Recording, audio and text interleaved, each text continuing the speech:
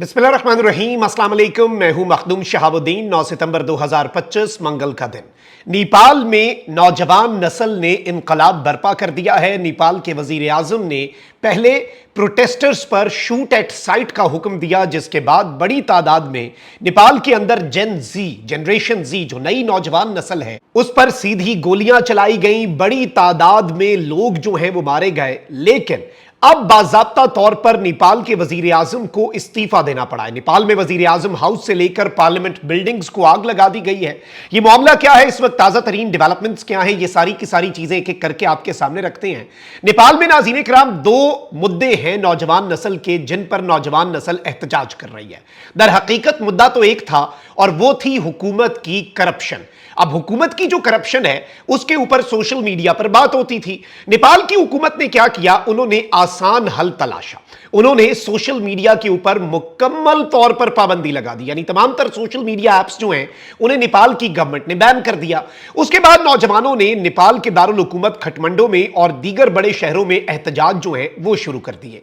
और इस सब के अंदर जो सबसे अहम तरीन चीज है वो आप समझे कि नेपाल के अंदर जब नौजवानों ने एहतजाज किया और वो वहां की जो इंपॉर्टेंट बिल्डिंग्स हैं जहां पर प्राइम मिनिस्टर हाउस है, पार्लियामेंट है, वो सब वहां पर नौजवान पहुंचे तो नेपाल की हुकूमत ने शूट एट साइट का हुक्म दिया।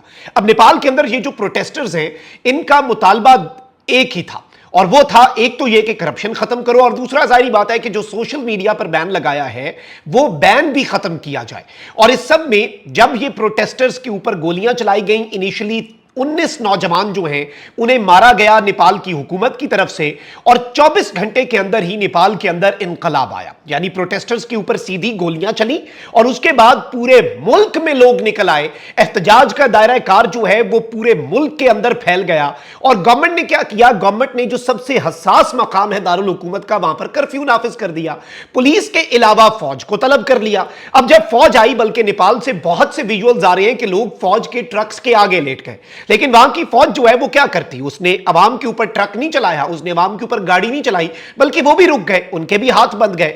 अब नाज़रीन किराम, in the last 24 hours Nepal के अंदर हुआ क्या है, पहले आप जरा ये समझें। सबसे पहले तो जेन ज़ी के प्रोटेस्ट हुए, गवर्नमेंट ने शूट एट साइट का ऑर्डर दिया, 40 से ज्यादा लोग जो हैं वो मारे गए।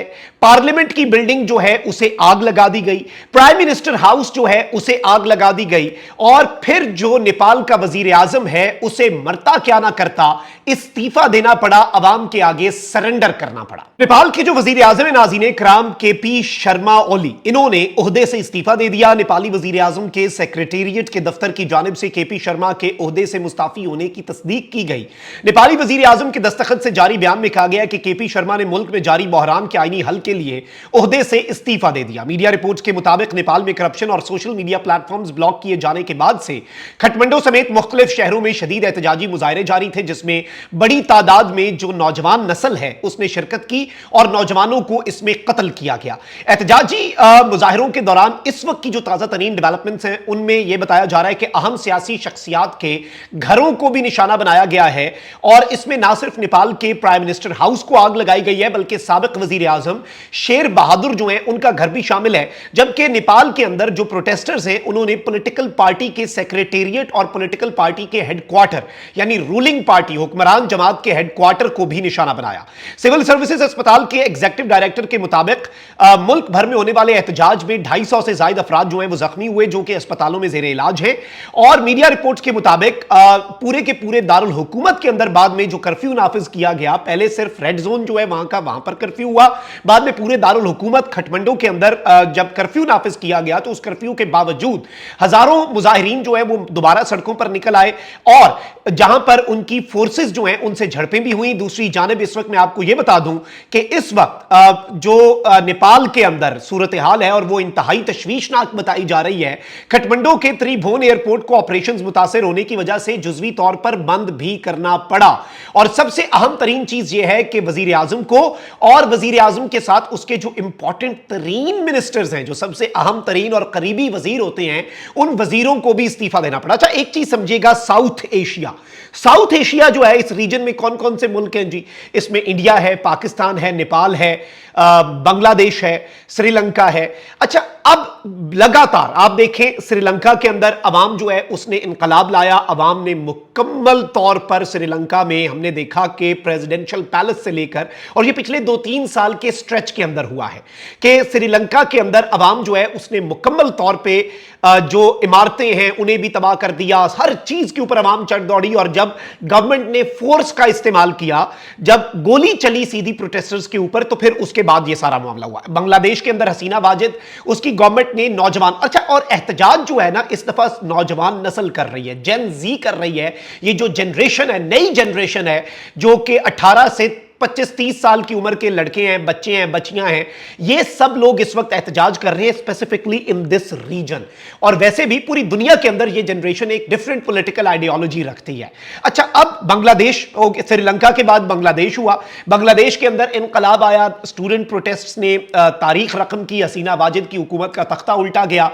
और अब नाज़रीन इकराम, उसके बाद इस सारी की सारी सूरत हाल में आप अंदाजा करें कि अब नेपाल के अंदर ये इनकलाब की सूरत हाल बनी है। और अब इवन ये बताया जा रहा है नाज़रीन इकराम कि चूंकि एयरपोर्ट्स बंद हैं, तो नेपाल के जो कम्युनिस्ट पार्टी के लीडर्स हैं वो हेलीकॉप्टर्स पर भी मुल्क से बाहर जा रहे हैं। जैसे हसीना वाजिद ने फौरी तौर पर इंडिया गई और जो करीब मुल्क था।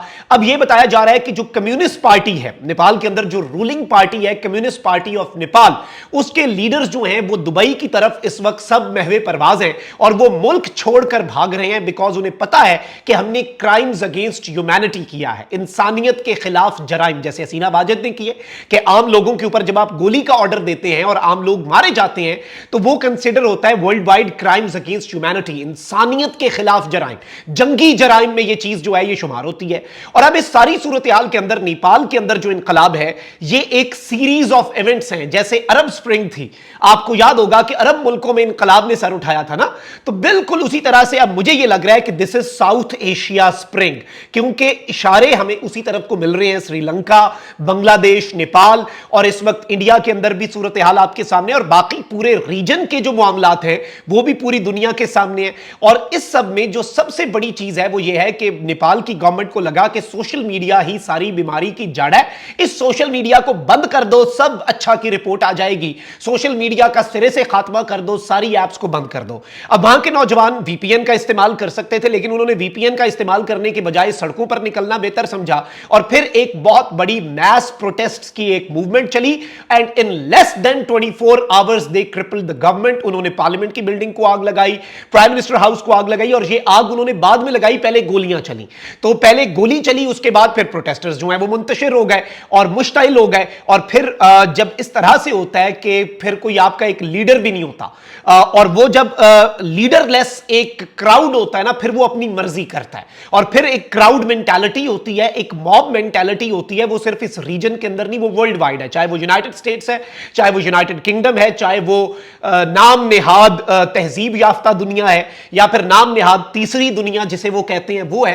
पूरी दुनिया के अंदर फिर क्राउड मेंटालिटी एक ही होती है। और इस वक्त नेपाल के अंदर अभी भी सूरत हाल कशीदा है, और लोग जो हैं वो मुकम्मल तौर पर किसी भी तरह से पीछे हटते हुए नजर नहीं आ रहे। और यूं लग रहा है कि वो प्रोटेस्ट जो सिर्फ करप्शन और सोशल मीडिया के हवाले से था, अब वो नेपाल का पूरा पॉलिटिकल मंजरनामा वंस एंड फॉर ऑल बदलने जा रहा है। जिस तरह से बांग्लादेश के अंदर मुकम्मल तौर पे पॉलिसी से लेके हर चीज जो है वो बदल गई।